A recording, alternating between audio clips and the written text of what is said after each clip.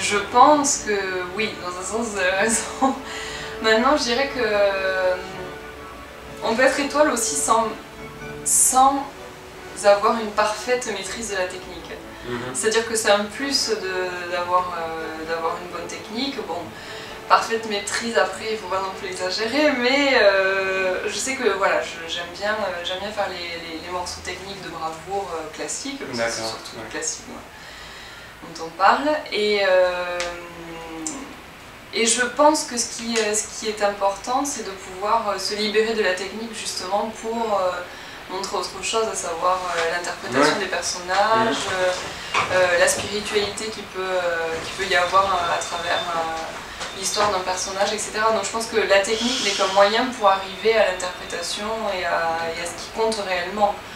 Parce que finalement, bon, la technique, c'est vrai que c'est bien, c'est agréable à regarder pour ceux qui la connaissent, mais bon, c'est pas une fin en soi, je pense. D'accord.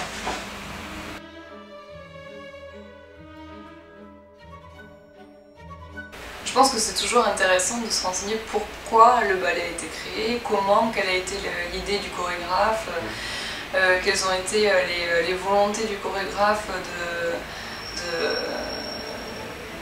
pour rendre tel ou tel personnage plus présent que dans un livre, parce qu'il y a toujours quand même des petites différences. Et donc je pense que l'intérêt c'est justement d'aller fouiller dans les livres les caractères des personnages pour s'enrichir de tout ce qu'on peut trouver sur eux, et après, fort de tout ça, pouvoir redonner avec une interprétation, même muette, mais qui est importante. Par exemple, c'est vrai que dans La Dame aux Camélias, le rôle de Prudence, que j'ai beaucoup dansé, qui est très coquine, un peu arriviste, etc. sur la main, tout ça, ça va être des regards qui vont être transmis, des regards coquins ou des petits détails qui vont nourrir le personnage, qui vont pas être forcément visibles, mais qui vont être très importants pour que le personnage soit crédible du début à la fin du ballet. Donc je pense que c'est primordial en effet de lire toutes les œuvres littéraires qui peuvent se rattacher à un ballet pour avoir un bagage suffisant pour pouvoir interpréter après les personnages au mieux.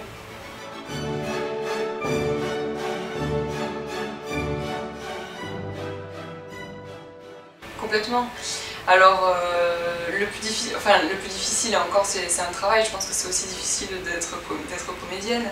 La seule différence, je pense que c'est le même métier, mis à part que nous, on doit interpréter les personnages à travers les mouvements de notre corps et pas à travers la parole. Et donc, bon, c'est quand même une différence de marque, mais c'est très proche finalement.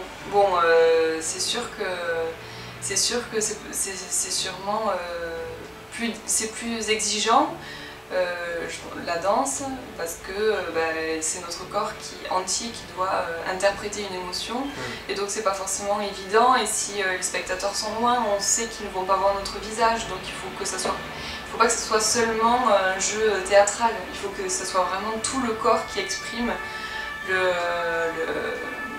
le personnage, pour que les gens qui sont au dernier rang en haut au balcon puissent comprendre la dramaturgie, l'histoire sans qu'ils aient des jumelles à portée de main.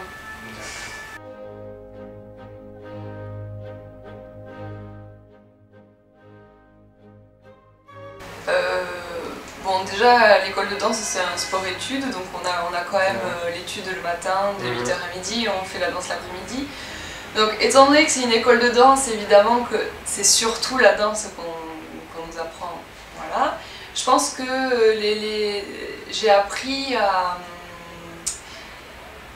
C'est une école de la vie en fait. C'est-à-dire qu'on apprend à se remettre en question, on apprend à travailler par soi-même, on apprend à pas être jaloux des autres, mais à travailler par rapport à soi et pas par rapport aux autres. On apprend tout un tas de choses, toutes ces notions que je pense la plupart des adolescents apprennent sur le tas quand ils commencent à travailler, etc. Nous on l'apprend très très jeune.